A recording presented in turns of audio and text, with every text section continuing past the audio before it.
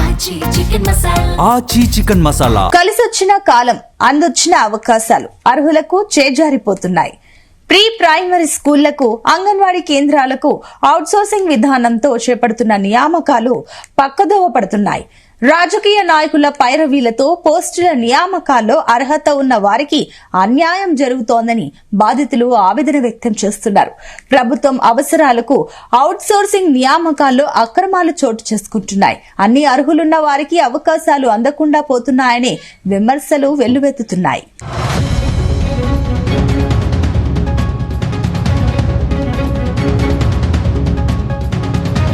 తెలంగాణలో జిల్లాల వారీగా ప్రీ ప్రైమరీ స్కూళ్లు అందుబాటులోకి తెచ్చారు.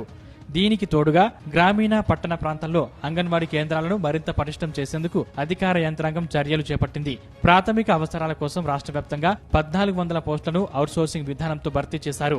అవసరాలను బట్టి ప్రీ ప్రైమరీ ఇన్స్ట్రక్టర్ ఆయా పోస్టుల నియామకం చేపట్టారు. అర్హత ఉన్నవారి నుంచి దరఖాస్తులను స్వీకరించారు. నియామకాలు జరిగిన తర్వాత ఆయా జిల్లాల్లో లోకల్ పాలిటిక్స్ తో అర్హత ఉన్నవారికి అన్యాయం జరిగిందనే ఆరోపణలు వెల్లువెత్తాయి.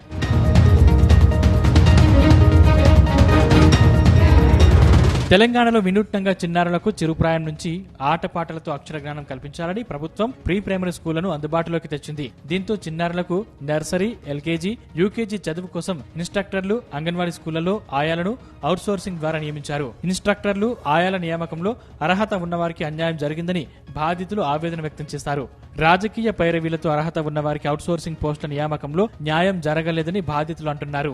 ఇటీవల ప్రీ ప్రైమరీ స్కూల్ ఇన్స్ట్రక్టర్ నియామకం విషయం నాకు అన్యాయం జరిగింది సార్. నేను MA BEd plus TET qualify ఉన్నాను సార్. నేను ఒక పిఎస్సీ క్యాండిడేట్ ని. గత 30 సంవత్సరాల నుంచి అదే గ్రామంలో తల్లిగారు ఊరు అదే సార్, అత్తగారు ఊరు అదే సార్ నివాసం ఉంటున్నాను. కానీ నన్ను కాదని 30 రోజులకి స్థానికత గుర్తించి కొత్తగా పెళ్లైన వ్యక్తిని తన ఇన్స్ట్రక్టర్ గా నియమించడం జరిగింది సార్. అది ఎలా జరిగింది సార్ అంటే రెసిడెన్స్ సర్టిఫికేట్ లేకుండా, ఆధార్ కార్డు లేకుండా నియమించారు సార్. రెసిడెన్స్ సర్టిఫికేట్ ఎలా ఇచ్చారు సార్ అంటే మేము ఒక మ్యారేజ్ పెళ్లి కార్డు చూసి మేము ఇచ్చామన్నారు సార్. అలా ఎలా ఇచ్చారని మీ ఎంఈఓ గారిని నేను క్వశ్చన్ చేస్తే ఆర్ఏ గారు ఇవ్వడం వల్ల మేము ఇవ్వడం జరిగిందన్నారు సార్. ఇదేంటి సార్, ఇక్కడ మేము కలెక్టర్ దగ్గరికి వెళ్ళాం, ఆర్డీ ఆఫీస్కి వెళ్ళామంటే మీరు రిజెక్ట్ చేస్తామన్నారు. కానీ దాని గురించి మాకు ఇంతవరకు ఎలాంటి ఇన్ఫర్మేషన్ కూడా ఇవ్వలేదు సార్. ఇది ఎలా అయినా దీని మీద దర్యాప్తు జరిపి నాకు న్యాయం చేయాలి సార్. రాష్ట్ర వ్యాప్తంగా చేపట్టిన అవుట్సోర్సింగ్ విధానంలో అవకాశం వస్తుందని అభ్యర్థులు భారీగా దరఖాస్తులు చేసుకున్నారు. అభ్యర్థుల క్వాలిఫికేషన్ లో ఎక్కువగా మార్కులు వచ్చిన వారికి పోస్టులు కేటాయిస్తారని భావించారు. నిబంధనలకు విరుద్ధంగా నియామకాలు జరిగాయని దరఖాస్తుదారులు ఆవేదన వ్యక్తం చేశారు. ఎమ్మెల్యేలు, రాజకీయ నాయకులు చెప్పిన వారికే పోస్టులు ఇచ్చారని బాధితులు మదన పడుతున్నారు. మెరిట్ ఉన్నప్పటికీ అవకాశాలు దక్కలేదని ఆవేదన వ్యక్తం చేస్తున్నారు. నాయకనగూడెం నుంచి ప్రీ ప్రైమరీ స్కూల్ టీచర్గా అప్లికేషన్ చేశాను. టీచర్ పోస్టులలో ఎంయూ దగ్గర ఇంటర్వ్యూలలో నాకు బీఎస్సీ బీఈడి ప్లస్ అనుభవం, పిహెచ్సి ఉంది.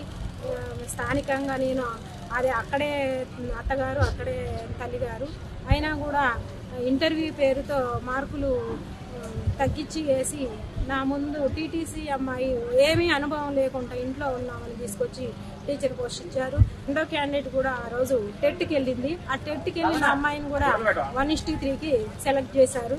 నన్ను 3rd ప్లేస్లో చూపించారు.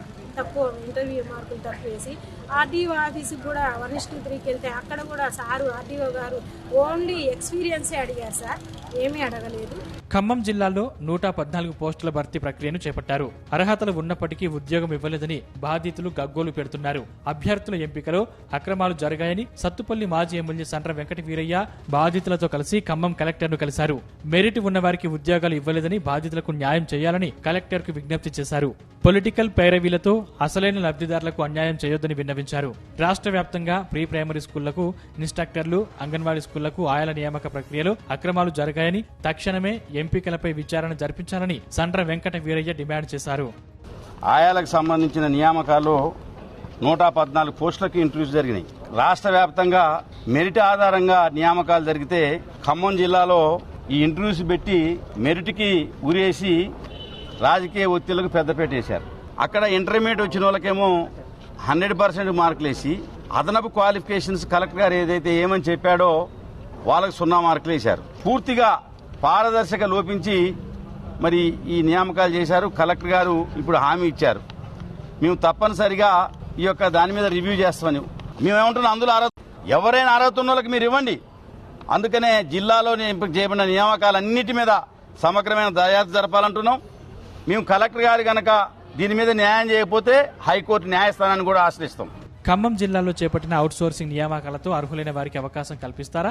నిబంధనలకు విరుద్ధంగా అర్హత లేకపోయినా పోస్టుల్లో ప్రాధాన్యత ఇస్తారన్న విషయంలో ప్రభుత్వ అధికార యంత్రాంగం ఎలా వ్యవహరిస్తోందోనని బాధిత అభ్యర్థులు ఆసక్తిగా ఎదురు చూస్తున్నారు.